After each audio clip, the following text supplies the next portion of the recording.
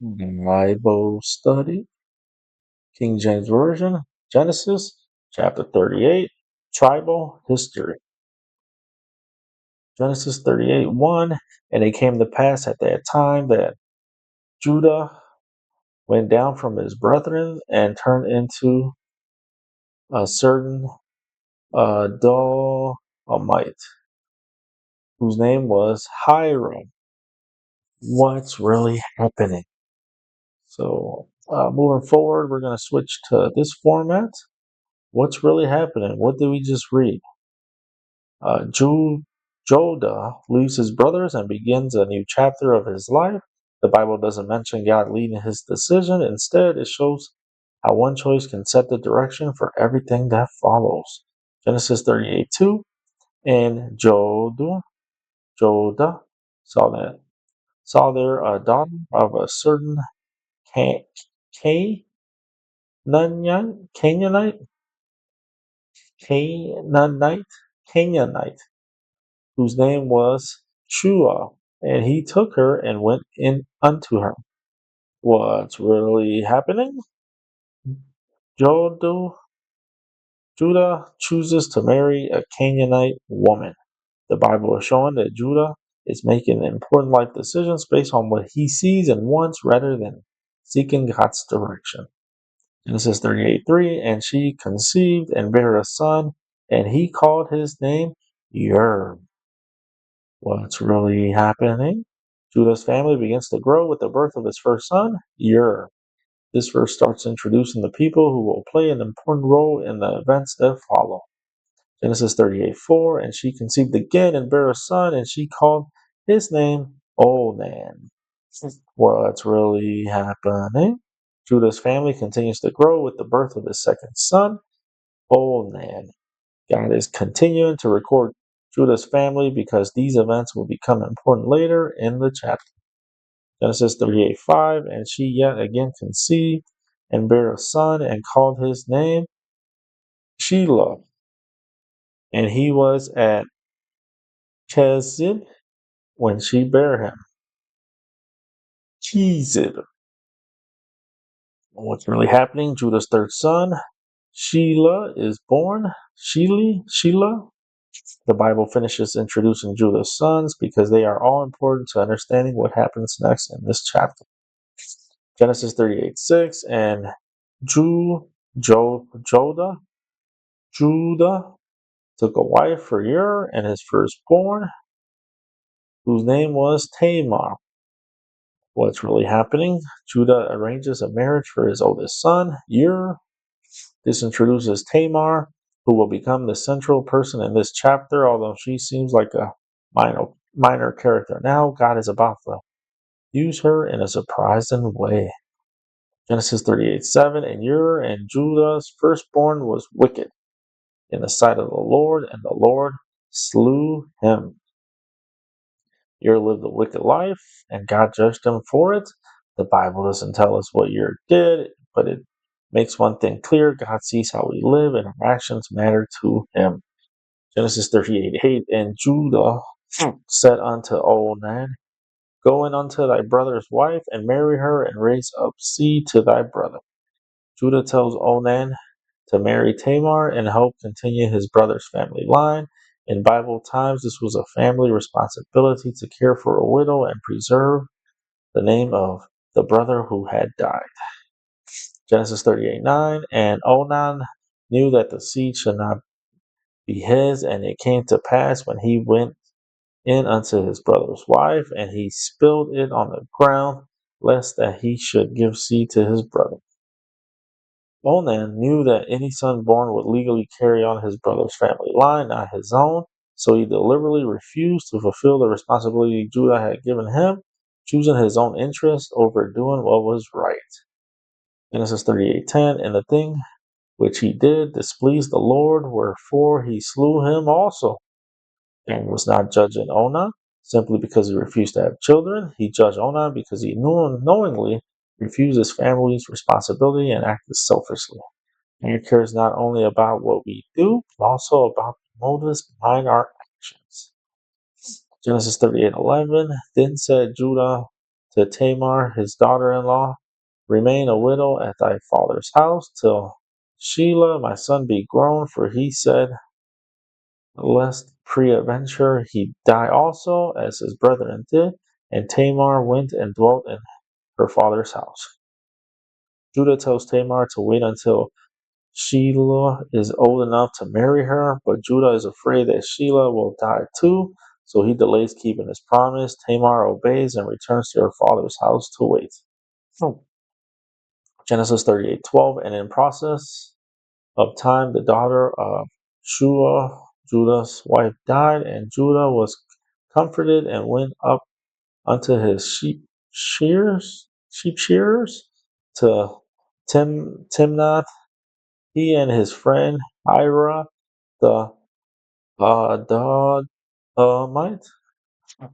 Judah's wife dies, and after a time of mourning, he returns to his normal life. This verse prepares us for the next events, where Judah's decision at Timnath will have lasting consequences. Genesis 38:13, and it was told Tamar, saying, behold, thy father-in-law goeth up to Timnath to shear his sheep. Tamar learns that Judah is traveling to Timnath. This information gives Tamar the opportunity to act because she realizes Judah has still not kept his promise to her. Genesis 38:14, and she put her widow's garments off from her and covered her with a veil and wrapped herself and sat in an open place where is by the way of Timnath, for she saw that Shelah was grown and she was not given unto him to wife.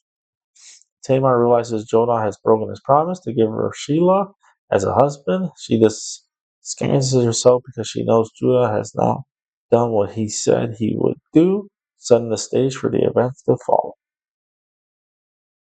Genesis 38:15, when Judah saw her, he thought her to be an harlot because she had covered her face. What's really happening? Judah does not recognize Tamar because she has disguised herself. He assumes she is a prostitute, setting in motion the consequences of both his wrong assumption and his own choices. Genesis 38:16, and he turned unto her by the way and said, go to, I pray thee, let me come in unto thee. For he knew not that she was his daughter-in-law. And she said, what wilt thou give me, that thou mayest come in unto me? Judah still does not recognize Tamar. He offers to be with her, and Tamar asks what he will give her in return. This conversation will provide the evidence that later exposes the truth. Genesis 38:17, and he said, I will send thee a kid from the flock. And she said, will thou give me a pledge till thou send it? And Judah promises to send Tamar a young goat as payment. Tamar wisely asks for a guarantee first, knowing she needs proof that Judah made this agreement. Genesis 38:18, and he said, what pledge shall I give thee? And she said, thy signet and thy bracelets and thy staff that is in thine hand. And he gave it her and came in unto her, and she conceived by him. Tamar asked Judah for his signet, cord, and staff as a guarantee. Without realizing it, Judah gives Tamar the very items that will later prove he is the father of her child.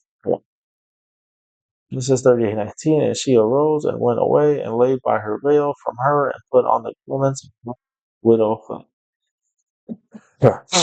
Tamar leaves the place where she met Judah and goes back home. She takes off the veil she used for disguise and puts her widow clothes back on. Now she returns to looking like she was before, hiding what just happened and waiting for what comes next. Genesis 38:20, and Judah sent the kid by the hand of his friend the Adullamite to receive his pledge from the woman's hand, but he found her not. Judah sends his friend the Adullamite with a young goat to pay Tamar and give back the items he left with her. But when her friend arrives, he cannot find her anymore. The deal is now harder to finish because Tamar has already left the place where they met. Genesis 38:21. Then he asked the men of that place, saying, where is the harlot that was openly by the wayside? And they said, There was no harlot in this place. Judah's friend asked people nearby where the woman is who was sitting by the road pretending to be a prostitute, but the people say they never saw any woman like that in the area. This creates confusion because the exact person he is looking for cannot be found anymore. Genesis 38:22, and he returned to Judah and said, I cannot find her. And also the man of the place said that there was no harlot in this place. What's really happening? The friend, Adulamite, goes back to Judah and tells him he cannot find the woman anywhere. He also reports that the people in the area said there was no prostitute there at all. Now Judah is left without the items he gave away and without a way to get them back. Genesis 38:23, and Judah said, let her take it to her, lest we be shamed. Behold, I send this kid, and thou hast not found her. Judah decides to stop searching for the woman and tells his friend to just forget about it. He does not want the situation to become embarrassing or bring attention to what happened, so he accepts the loss of the items and moves on, trying to avoid public shame.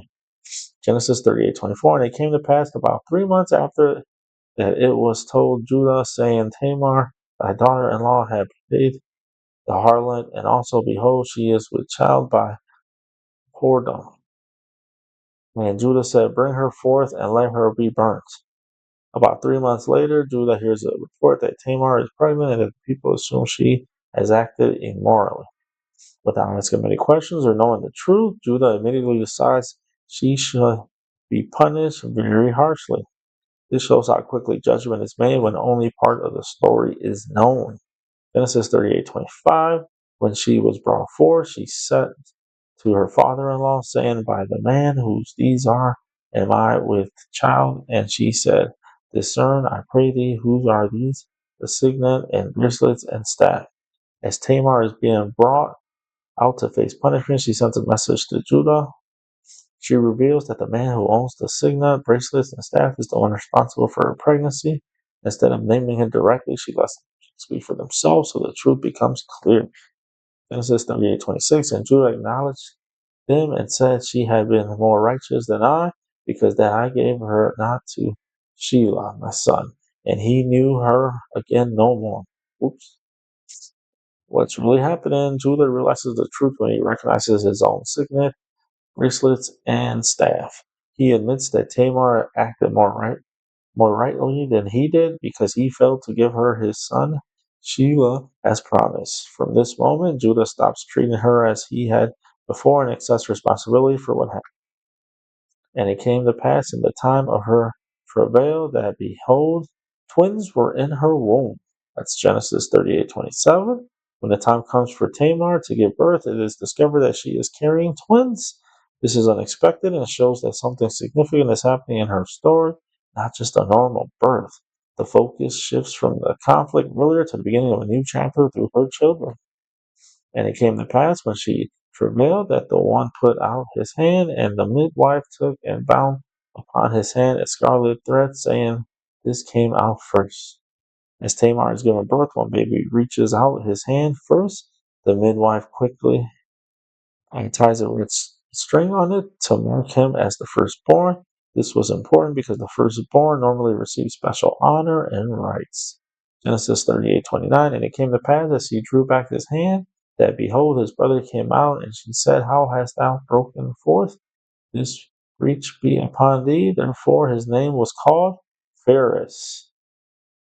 What's really happening? The baby who's first reached out his hand folds it, and the other twin suddenly comes out first. The midwife is surprised because the order has changed in a moment no one expected. Because of the son breaking out, the child is named Phares, meaning breakthrough or breach. Genesis 38:30, and afterward came out his brother, and had the scarlet thread upon his hand, and his name was called Zerah. After Phares is born, the young twin finally comes out, the one who had the red string on his hand. Even though he was marked as first, he is born second instead. He is named Zerah, and the story closes by showing how the birth order turned out differently than expected. And that concludes Bible study, Genesis 38:30. Until the next time.